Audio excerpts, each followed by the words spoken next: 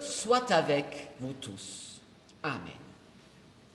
Alors aujourd'hui, nous sommes le 14 février, la Saint-Valentin, et nous avons justement entendu cette belle épître de Paul aux Corinthiens au chapitre 13 qui nous parle d'amour. En ce jour de la Saint-Valentin, l'amour est patient, l'amour est bon, il n'est pas envieux, il ne se vante pas, il n'est pas orgueilleux. L'amour ne fait rien de honteux, il n'est pas égoïste, il ne s'irrite pas, il n'éprouve pas de rancune. L'amour ne se réjouit pas du mal, mais il se réjouit de la vérité.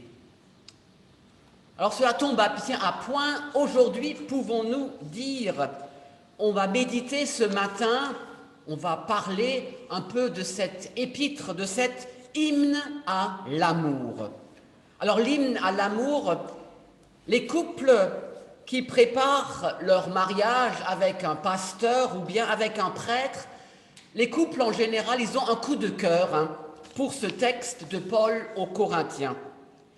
Ce texte est sans doute avec les béatitudes, heureux les pauvres, les béatitudes, parmi les textes que nous connaissons le plus. Alors ce texte de Paul aux Corinthiens, l'hymne à l'amour, quand j'ai un entretien avec un couple, quand je les laisse choisir parmi différents passages de la Bible, à coup sûr, ils vont choisir 1 Corinthiens 13. Ce texte est classé, on peut dire, au hit parade du choix des textes pour les bénédictions de mariage. Et ce texte nous parle aussi, en fait, de toutes relations, les relations humaines. S'il me manque l'amour, je sonne creux, je ne suis rien, je n'y gagne rien, quoi que je fasse. Alors, l'amour, nous dit Paul, l'amour est la condition indispensable pour tous ces amoureux qui viennent préparer leur union. Et c'est un peu vrai, Où iraient-ils s'il leur manquait l'amour? Ou du moins, comment les couples qui préparent leur mariage, qui viennent voir un pasteur ou un prêtre, comment ces couples vivraient-ils ce moment-là dans les préparatifs de leur fête du mariage, dans leur projet de vie commune, s'il n'y avait pas à la base, s'il n'y avait pas l'amour à la base? Alors s'il leur manquait l'amour à ces couples, imaginez s'il leur manquait l'amour, pourquoi alors tant d'efforts pour chercher une belle musique, pour la célébration, pour de beaux vêtements, un super repas, les invités, S'il leur manque l'amour, tous ces préparatifs ne serviraient à rien. Mais on sait aussi, malheureusement, combien l'amour, trop souvent, est une phrase vite dite. C'est vite dit, l'amour, les engagements lors d'un mariage. C'est dit, c'est bien dit. Parfois, cela reste un sentiment de surface et non de profondeur. Quelque chose qui sonne creux, comme l'apôtre Paul parle au début. Je pourrais être capable de parler toutes les langues, celles des hommes, celles des anges, mais s'il me manque l'amour, je sonne creux. Alors l'amour, on sait, c'est aussi quelque chose qui s'accomplit dans la durée. C'est ce que je voudrais dire à tous ceux aussi qui sont là, qui pensent à la Saint-Valentin, qui sont chez eux à la maison. L'amour, c'est quelque chose qui se passe dans la durée, dans le quotidien. Et trop souvent, n'oublions pas que la fête d'un jour ne doit pas devenir impatience après des années de mariage, indifférence. C'est vrai que le quotidien est l'épreuve de l'amour. L'amour s'enracine dans le quotidien. On sait trop bien que l'amour qui persiste, qui dure à travers les temps et ses intempéries, ne peut manquer dans la relation de tous ses époux. Sinon, si l'amour n'était pas ancré dans le quotidien, on peut dire au moindre coup de vent, tout s'effondre. C'est l'amour aussi à l'épreuve du temps. à l'épreuve des épreuves. Bien sûr, on attribue souvent à l'amour un pouvoir quasi surnaturel. En tout cas, on pense que c'est quelque chose d'extraordinaire. Il peut tout, dira Paul. C'est vrai, c'est extraordinaire. L'amour peut tout, endure tout, il est patient, il ne s'irrite pas, il croit tout, il espère tout. C'est sûr, c'est effectivement un tel amour que nous souhaitons aussi les uns aux autres. Chacun d'entre nous, dans notre union, aussi dans celle de nos enfants, petits-enfants, c'est un tel amour que nous soutenons pour les couples aussi qui viennent nous voir afin de préparer leur bénédiction de mariage. Mais un tel amour est-il possible? Un amour qui endure tout, qui supporte tout. Là, je reviens aujourd'hui à cette fête de la Saint-Valentin, pour qui c'est quelque chose d'important, pour certains, beaucoup. Alors Paul, je dirais que l'apôtre Paul n'aurait sûrement pas encouragé une fête des amoureux. Pour Paul, il n'y aurait pas eu de Saint-Valentin, il n'aurait pas encouragé une fête des amoureux, mais il aurait encouragé, on peut faire un jeu de mots, une fête des aimants. Des aimants de ceux qui s'aiment activement, aiment activement. Qu'est-ce que ça veut dire? L'amour dont il est question ici, ce n'est pas un amour qui est comme quelque chose qu'on apprécie. J'apprécie ce gâteau, j'apprécie ce tableau, j'aime ce paysage, j'aime l'odeur des croissants chauds. Ça, c'est pas l'amour dont parle Paul. Le terme grec de cet amour, c'est agapé. L'agapé, c'est l'amour dont Dieu est la source. Agapé, l'amour dont parle Paul, c'est l'amour dont Dieu est la source. Et ce n'est pas un amour qui nous fait dire, oui, j'aime aujourd'hui cette journée, j'aime ce paysage, j'aime ton repas. C'est pas ça, on peut le dire. L'amour dont parle Paul n'est pas un sentiment. C'est pas un sentiment, c'est pas un état, ce n'est pas seulement une sensation ni une émotion. L'amour pour Paul est dynamique, agissant, c'est un amour entreprenant. Alors pour l'apôtre Paul, on pourrait dire, alors, on peut aimer sans être amoureux. On peut aimer pour Paul sans être amoureux, c'est-à-dire on peut aimer ceux qui ne sont pas aimables. On peut aimer quelqu'un qui n'est pas aimable. Et c'est là la force des croyants, c'est de cet amour agapé dont la source est en Dieu. C'est de cet amour, justement, que parle Paul. Alors ce n'est pas, on dit souvent l'amour rend aveugle, mais là aussi, d'après Paul, ce n'est pas l'amour qui rend aveugle, mais plutôt le sentiment amoureux. C'est toutes ces émotions qu'on place autour. Et c'est aussi un message que je dis souvent aux couples. Le sentiment, c'est vrai que c'est l'instant, c'est beau au début, c'est les émotions, mais l'amour ne doit pas rester dans le sentiment, dans l'émotionnel. C'est pas ça. L'amour agapé, ne rend pas aveugle, il rend la vue. L'amour permet de connaître vraiment. Et c'est ça, il faut, dans un couple, comme c'est aujourd'hui un peu qu'on parle de Saint-Valentin, d'amour, il faut trouver l'équilibre entre les deux, entre amour, sentiment, émotion, mais aussi cet amour qui est beaucoup plus, cet amour qui rend la vue, cet amour qui est aussi engagement, qui est plus qu'un sentiment. L'amour qui est une dynamique, l'amour qui est un projet de vie, un projet de vie, c'est ça.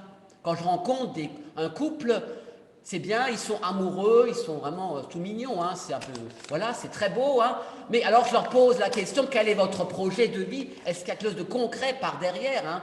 C'est vrai, on ne peut pas se marier sur on appelle ça sur un coup de tête émotionnel, sentimental. C'est pas les films à l'eau de rose qu'on voit, ou alors comme les contes, le bois dormant. Ça se termine toujours bien. Ça se termine toujours bien. J'aime bien les contes. Ils vécurent heureux et eurent beaucoup d'enfants. Ouais, c'est bien ça. Mais est-ce que c'est pas que ça, hein? C'est pas que ça, hein. Il y a aussi un projet de Dieu, un projet pour ta vie, hein. L'hymne à l'amour de Paul ne concerne, c'est pour ça, pas seulement la Saint-Valentin, non. L'hymne de Paul, c'est pas que pour les amoureux, c'est la fête de l'amour, c'est pas que la Saint-Valentin, mais c'est la fête au quotidien. C'est la fête au quotidien de l'amour de Dieu pour tous les êtres vivants. Et c'est ça dont parle Paul, cet agapé, cet amour de Dieu pour nous, qui nous rend capables d'aimer à notre tour, hein. Je reviens à ce très beau verset de la Bible, Jean 3,16, hein, l'amour de Dieu, car Dieu a tant aimé le monde, qu'il a donné son Fils unique afin que tout homme qui croit en lui ne meure pas, mais qu'il ait la vie éternelle. C'est la fête de l'amour de Dieu qui concrétisée dans le don de son Fils, qui va prendre la route vers Jérusalem, la route de son destin pour sauver l'humanité. C'est la fête de l'amour du Christ qui va offrir le signe de l'amour, celui de Dieu, Dieu qui est en marche avec nous dans chaque démarche, dans chaque main tendue, Dieu qui est en marche avec nous, qui est là dans chaque pardon, dans chaque geste de tendresse, oui. Il est là dans les jours de renouveau comme dans ceux de l'habitude, hein. C'est ce que je dis aux couples. C'est Dieu qui est là avec vous, qui vous accompagne quand l'amour devient routine, hein. Dans votre habitude, quand il y a trop d'habitude, quand le vrai sens de l'amour a disparu, Dieu peut nouveau redonner vie à cet amour qui est engagement, qui est un rappel du oui au début, hein, qui est un rappel du choix, de votre choix. Car c'est cela aussi, hein, je crois que je le dis souvent aux couples, si vous êtes là encore après 50 ans, hein, c'est pas seulement parce que vous vous êtes aimés, parce que vous vous êtes dit oui au début, il y a 50 ans, mais c'est parce qu'il y a eu un choix, hein. C'est « je t'ai choisi », hein. Au début, il y a eu un choix. Et c'est ça qui est important, c'est le choix qui compte. Et là, je peux revenir aussi à Dieu. C'est Dieu aussi qui nous a choisis, qui a fait de nous des fils et des filles bien-aimés. Le choix est bien plus fort qu'un sentiment, qu'un amour passager qui dure qu'un instant. Le choix, c'est quelque chose qui nous engage. Et c'est cela le sens de l'amour, un amour qui engage, placé dans le choix, hein. Le signe de cette marche de Dieu avec nous, c'est aussi son choix, et c'est mon choix à travers le baptême, hein. Le baptême, par exemple. Par le baptême, je suis aimé par Dieu, et cet amour me rend capable à mon tour d'aimer, hein, de prendre soin des autres, de reconstruire ce qui a pu être blessé par l'homme, d'être effectivement à l'image de Dieu. Et puis aussi, il n'y a pas d'amour, c'est aussi ce choix de début entre couples et ce choix de Dieu pour nous. Un mot important aussi que je rappelle aussi à chaque célébration de mariage, et c'est quelque chose aussi qui compte pour nous dans notre quotidien. Il n'y a pas d'amour sans pardon. C'est ça, ce mot important aussi, hein. Il n'y a pas d'amour sans pardon. Le pardon, c'est difficile, mais il est très bon de savoir que le pardon n'est fort heureusement pas donné par nous, hein. C'est pas que moi qui peux le donner, si je n'arrive pas à le donner, je peux être renvoyé à Dieu, hein, justement. Personne ne saurait pardonner si Dieu ne m'a pas pardonné en premier. Et c'est cela le sens de la croix. Le pardon nous vient de Dieu. Et lui seul, et rien ne lui est impossible, surtout pas le pardon. Dieu est amour, Dieu est pardon, un amour et un pardon de Dieu offert à tous sans restriction, sans limitation. Et ce savoir pardonner permet de pardonner à notre tour. Cela permet aussi concrètement dans nos reflux, dans nos peines, dans nos difficultés, parfois de pardonner, de tout remettre, de tout déposer à la croix. C'est ce que va m'apprendre chaque année, c'est cette période de carême, où je dépose simplement les choses lourdes devant la croix. Et devant la croix, qui me permet aussi de pardonner à mon tour, ce qui est parfois très difficile. C'est vrai, il n'y a pas d'amour sans pardon. Et devant la croix, alors, je peux prendre conscience de quelque chose de très important, c'est ce que dira aussi l'apôtre Paul. L'amour est éternel. C'est un très beau mot, adjectif qu'il met à côté de l'amour. L'amour est éternel. Et cette phrase nous invite justement à ne jamais perdre espoir. Ne perdez pas espoir. L'amour, dira Paul, est éternel. Il est plus fort que nous, même dans un couple, quand l'amour vient à manquer. L'apôtre Paul nous dit, attends, l'amour est éternel. Lorsque tout autour de nous paraît laid, quand le monde ne nous apparaît plus que rempli d'injustice, de haine et d'horreur, quand tout nous paraît sombre et quand tout espoir semble perdu, Paul nous remet cet amour éternel au cœur. Et l'amour, c'est cette force que je peux avoir, cette force qui peut me remplir, cette puissance qui nous pousse malgré tout à avancer, à marcher sur le chemin, ce chemin même s'il mène jusqu'à la croix. Et ce chemin, cet amour qui est éternel, c'est ce chemin aussi vers la croix, vers cette résurrection. Ce chemin, c'est celui du pardon et de la vie, bien sûr, avec un grand V.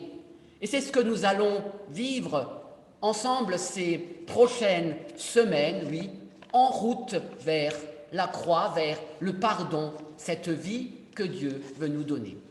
Amen.